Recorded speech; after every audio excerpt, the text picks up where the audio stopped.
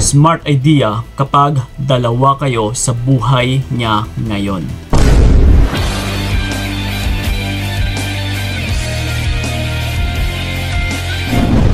Okay.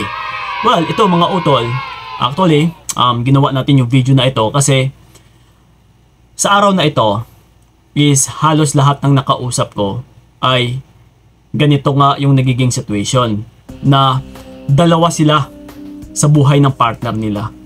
Okay, so ngayon, ano ba yung dapat natin gagawin? Na isa rin ito sa mga ipinagsasabi ko kanina, no, sa mga nagpa one-on-one coaching sa akin. By the way, sa mga gusto pala akong makausap one-on-one, puntahan nyo po yung aking FB page na Payong Kaibigan ni Kiko. Yes, mag-usap-usap po tayo. So, ito na nga, no, smart idea. Kumbaga pa, matalinong pamamaraan na kung ano yung dapat nating gagawin once na nasa situation ka na kung dalawa kayo ngayon na ipinagsasabay. So, una nga sa lahat mga utol, bakit nga ba ginagawa ito ng partner mo? No, na Kuya Kiko, yes, isa nga talaga ito sa mga katanungan, no, na nare-receive ko kanina. Na Kuya Kiko, bakit ganon? Bakit hindi niya na lang ako tuluyang pinakawalan? Bakit hanggang ngayon is nagre-response pa rin siya, nagre-reach out pa rin siya, andiyan pa rin siya sa akin, no? Or meron nga yung isa kanina, no, na yung sabi niya is ayaw talaga siyang pakawalan ng partner niya. Yung tipong aayaw na sana siya pero hindi pumapayag yung partner niya. Pero yung partner niya na ito is meron ng bago. So dalawa sila ipinagsasabay. So ito ngayon, ano ba yung dapat nating gagawin? So ngayon kung nasa situation ka man na kagaya neto is pakinggan nyo lang po na mabuti yung mga sasabihin ko dito. At saka hanggat maaari, hindi yung hanggang sa pakikinig lamang. No? Kundi kailangan ko rin talaga na tumibay yung loob ninyo para magawa nyo ito sa tama, no? So ito ngayon, unahan natin sa kaming mga lalaki. May kasabihan nga tayo na hanggat may palay ay tutukain po yan ng manok.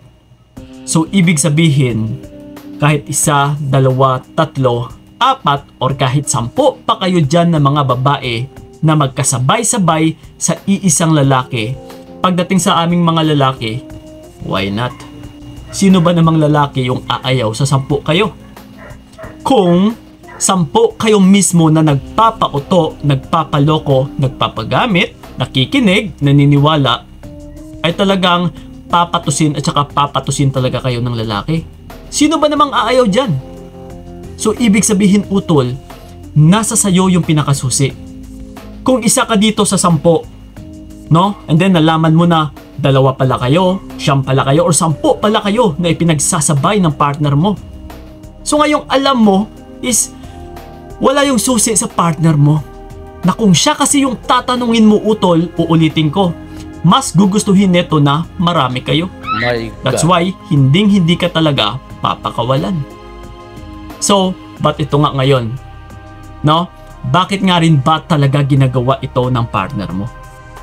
Kasi, una nga sa lahat, yung isang dahilan po dyan ay hindi ka muna talaga din pinapakawalan agad-agad. No? Kasi, kung meron man siyang bago, ay hindi pa naman siya sigurado dito. Kumbaga pa, wala pang assurance. Meron nga sa kanina, no, sa nakausap ko is, sinabi pa mismo ng partner niya na huwag kang mag-alala, baka babalik din ako sa'yo. Take note ha, baka babalik din ako sa'yo someday. Kasi wala pa naman akong kasiguraduhan dito sa bago ko. Biruin nyo yun, no? Harap-harapan sinasabi pa sa kanya. So isa na po itong paglilinlang, pagmamanipula.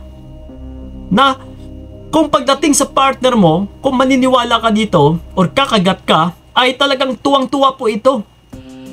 Pero the question is, pagdating naman sa'yo, okay lang ba sa'yo yun? Nababalikan ka lang niya kung kailan niya gusto? Kumbaga pa, gagawa muna siya ng kabalastugan, magpapaka-happy muna siya until na magsawa siya sa bago niya, and then babalik na lang siya kung nag-failure man yung relationship nila. So, ang magiging papel mo sa ngayon kung papayag ka sa ganito ay maging reserba ka lang.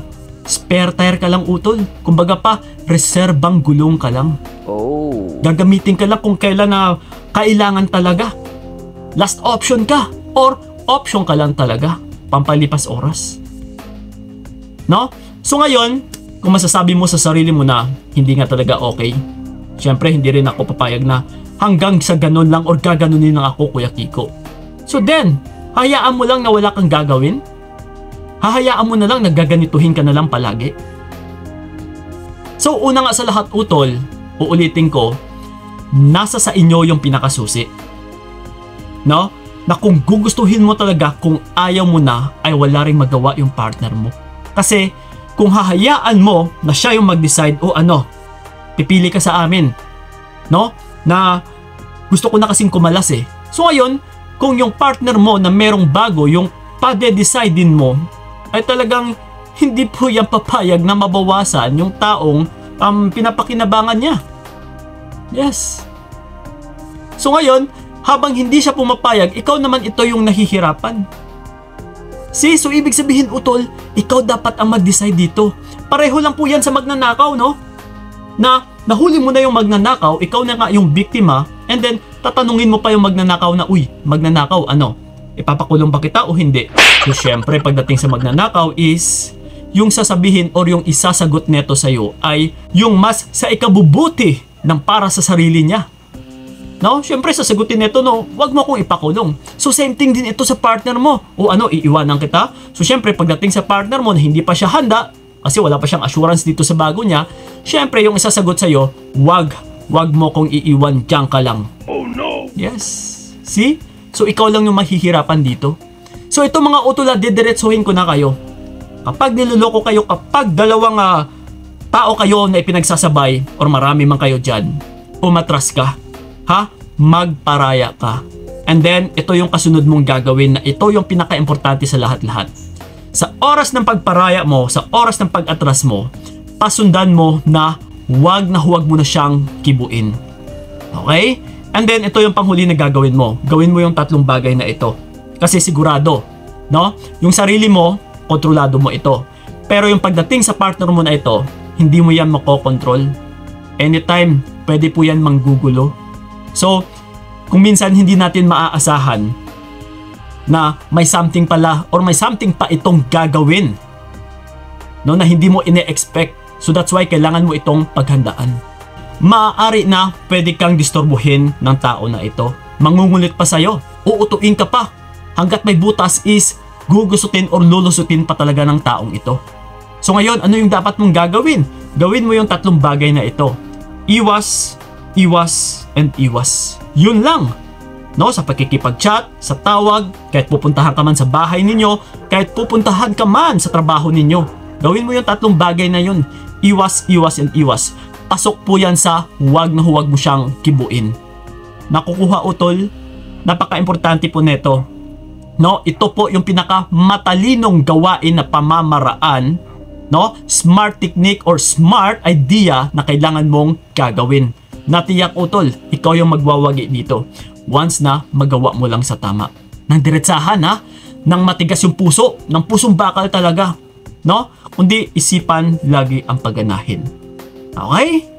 So yun lang po, sanay na may natutunan kayo sa video na ito. So maraming salamat. And then sa may mga katanungan or sa may mga katanungan man dyan, you can leave a comment man dyan sa ilalim, lalong-lalo na sa aming YouTube channel dahil dyan po kami nagre-reply. Maraming salamat. So ingat kayo. God bless and babu! Sana hindi na lang ikaw ang aking ginusto. Binigay ko lahat.